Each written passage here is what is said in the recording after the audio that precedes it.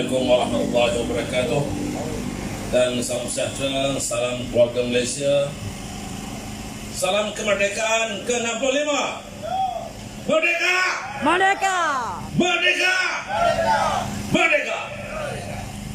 Sebenarnya ucapan ataupun kalimat kemerdekaan ini akan berlalu saban waktu selepas tamatnya 31 Ogos 2000 keberapa-berapa lah sepanjang tahun kita ada. Tetapi dalam konteks pengertian, kita sebagai generasi muda perlu kita tanamkan kembali rasa cinta dan kasih sayang kepada negara kita.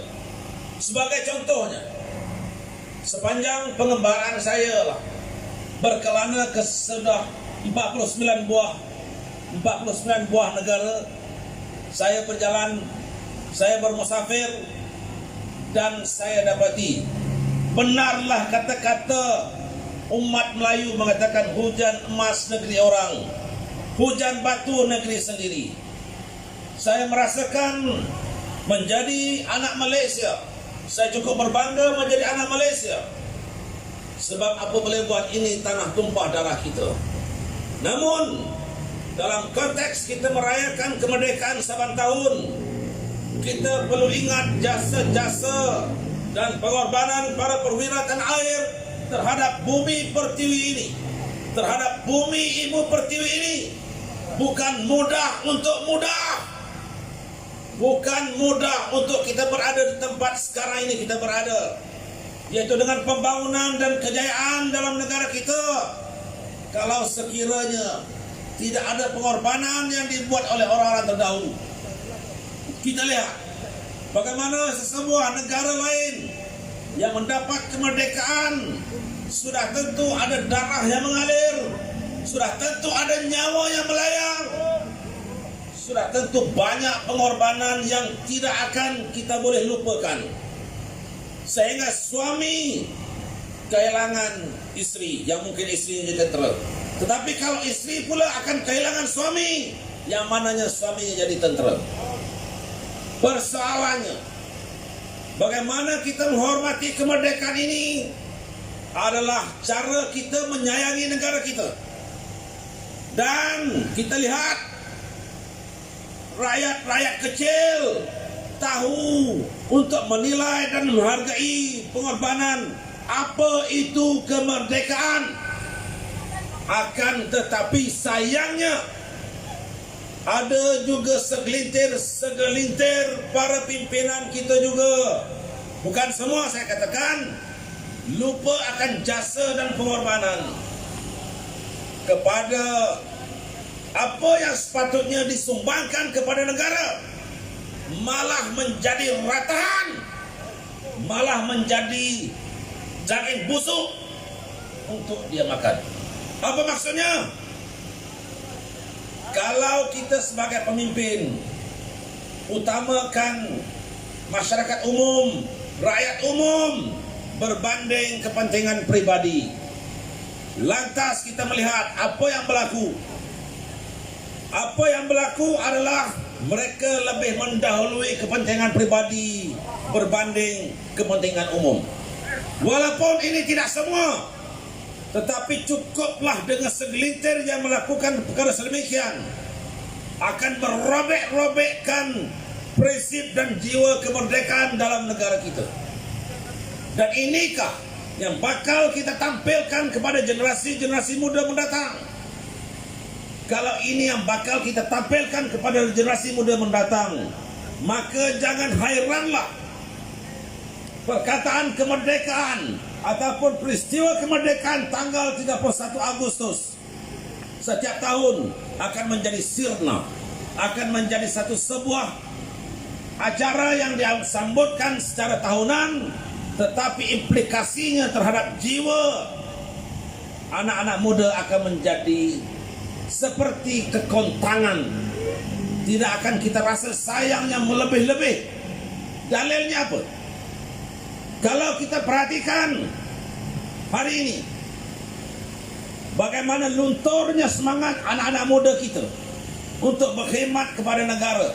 Sebagai contohnya, untuk menyertai perkhidmatan ketenteraan, sehingga kan kerajaan terpaksa untuk membuat promosi, membuat pelbagai promosi untuk menanam rasa cinta untuk menyertai perkhidmatan ketenteraan.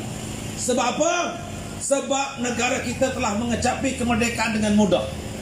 Tetapi kalau negara dalam keadaan yang kelam kabut, negara yang menjadi keadaan ancaman, barulah kita rasa apa itu nikmat kemerdekaan.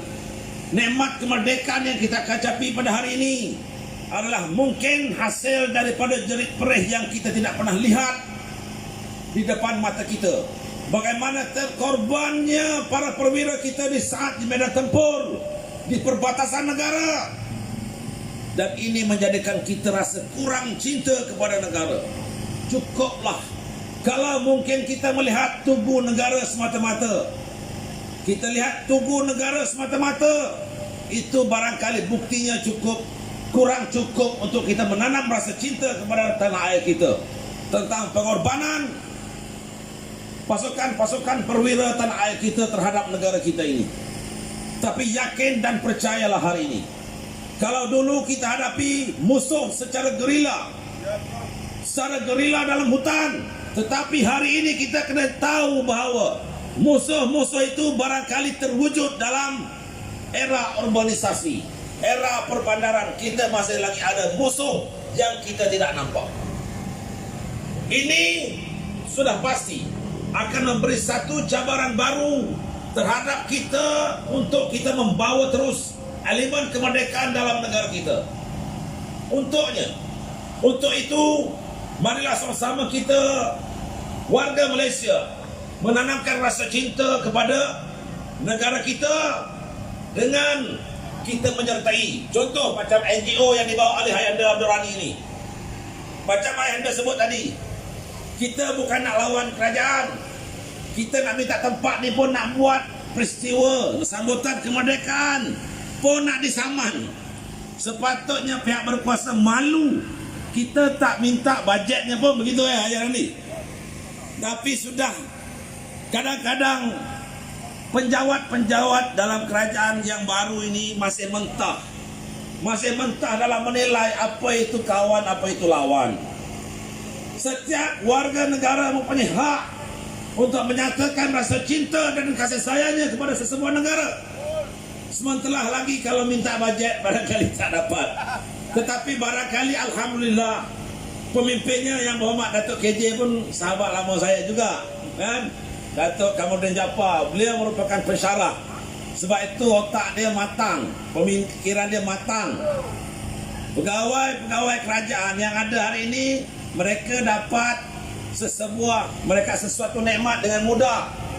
Budak-budak ataupun era yang lahir selepas kemerdekaan, mereka tidak rasa susah.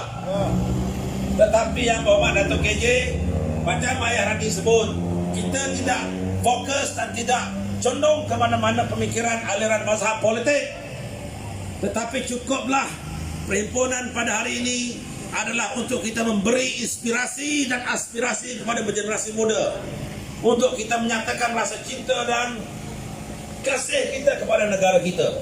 Sebab kalau bukan rakyat Malaysia, makanya siapa lagi? Kita lihat hampir jutaan rakyat negara asing berada di pertiwi kita ini, mengutip hasil daripada negara kita. Apakah ini nikmat kemerdekaan yang kita curahkan kepada negara luar? Kita sebenarnya kurang dan rasa malu untuk mengambil peluang. Dan sebenarnya kita gagal untuk memberikan satu gambaran kepada masyarakat ataupun warga Malaysia bahawa seperti mana rakyat negara lain sebut, rezeki di Malaysia ni di tepi jalan saja. Rezeki di Malaysia ni di tepi jalan saja. Berartinya duit itu cari makannya mudah.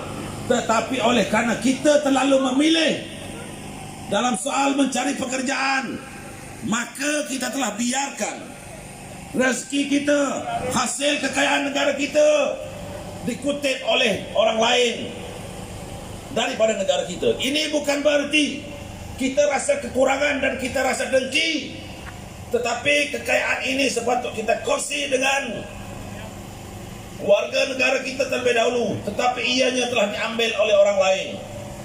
Jadi ini adalah sebagai satu kita kata apa ya, tekanan buat diri kita. Bukan tekanan, tetapi satu cabaran.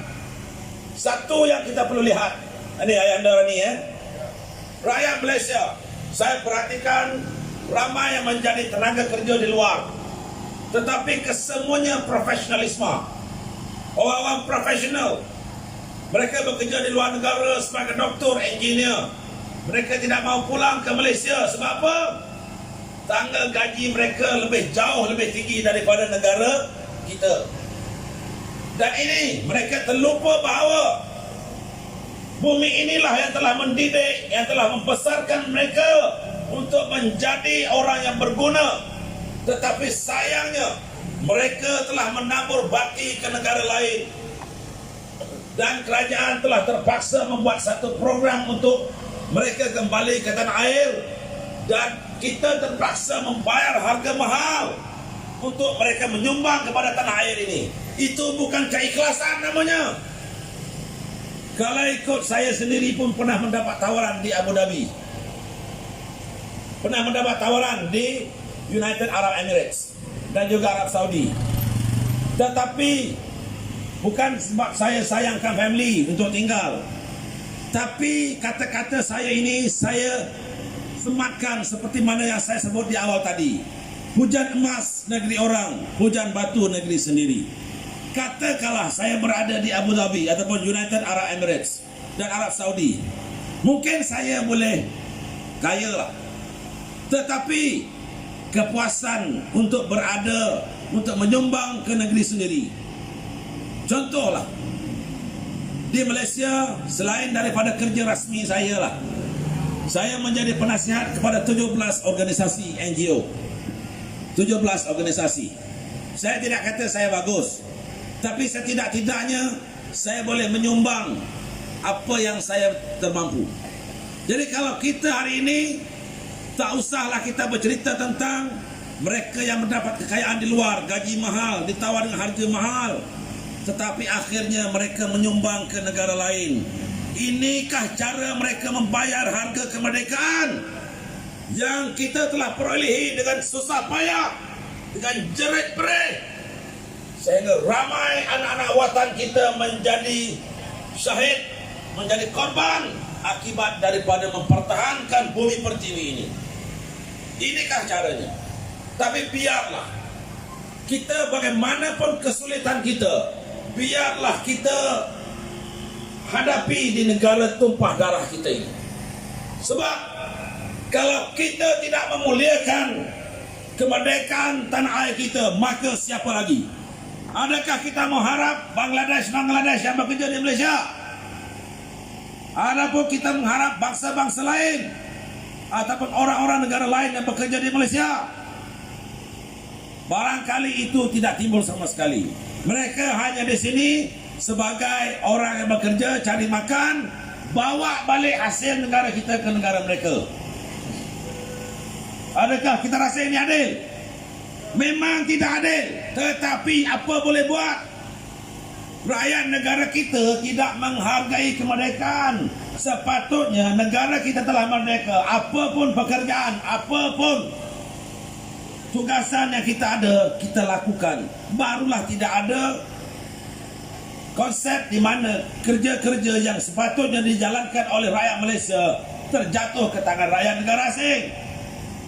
Kita memilih, terlalu memilih, dan otak sesebahagiannya mau keluar universiti, mau bekerja dengan jabatan kerajaan. Kita kena fikirlah, dalam Allah Subhanahu Wa Taala menentukan kita ini berada di bawah langit yang sama, berada di atas bumi yang sama, tetapi dengan takdir yang berbeza. Jadi yakin dan percaya, sahabat-sahabat semua, kita sebagai rakyat Malaysia masih ada ruang pada masa mendatang. Kita lihat waktu ini harga barang pun banyak naik menghadapi inflasi. Sebenarnya orang-orang yang berada di tahap yang selesa tidak akan merasai kesusahan dan kesulitan, tetapi mereka yang berada di bawah garis kemiskinan akan rasa terpuruk dan rasa lebih susah, terutamanya kemiskinan bandar. Disinilah maka perlunya, sebagaimana yang Ayah Rani sebut tadi, NGO beliau sering membantu rakan-rakan ataupun masyarakat yang kesusahan, tapi bantuan itu hanya berbentuk sementara. Yang kita perlukan adalah bantuan daripada kerajaan yang bersifat konstan ataupun yang bersifat berterusan. Kalau kita ibaratkan dalam program-program kemerdekaan yang kita anjurkan untuk menanam rasa cinta dan semangat kepada tanah air kita ini, bukanlah mudah, bukan semudah kita balik tapak tangan. Sebab hari ini celik mata boleh makan, celik mata boleh minum. Kita tidak rasa sulit kalau orang-orang terdahulu makannya ubi, makannya daun-daunan, pucuk-pucuk kayu, makannya ikan-ikan masin biasa saja sewaktu zaman-zaman kesulitan. Tetapi zaman sekarang dikatakan sesusah mana pun kita masih mampu makan nasi berlauk ikan, daging dan juga ayam. Ini bukan hasil dan bukan petanda kita senang, tetapi di atas tidak mencecah langit, di bawah tidak mencecah bumi. Saya rasa terima kasih kepada Ayahanda Rani bin Kulu Abdullah yang sudi menjemput saya untuk bersama dalam majlis pada kali ini. Mudah-mudahan dengan sebaran media sosial dapat kita sampaikan mesej dari hati kita dan kita kenang, dan saya juga turut menyokong apa yang Ayahanda Rani sebutkan tentang pesara-pesara daripada tentera, pihak kerajaan, walaupun ada pelbagai jabatan veteran, jabatan pelbagai lagi lah, tetapi sebenarnya proses mendekati warga veteran ini masih jauh. Kalau tidak, masakan ada pihak pesara yang berbunyi. Sebab mereka ini adalah tonggak kepada benteng pertama pertahanan negara. Biarpun mereka telah purnawirawan ataupun mereka telah bersara, tetapi bakti dan jasa pengorbanan mereka tetap abadi dalam bumi pertiwi ini. Sekian, Assalamualaikum warahmatullahi wabarakatuh. Salam Merdeka! Merdeka! Merdeka!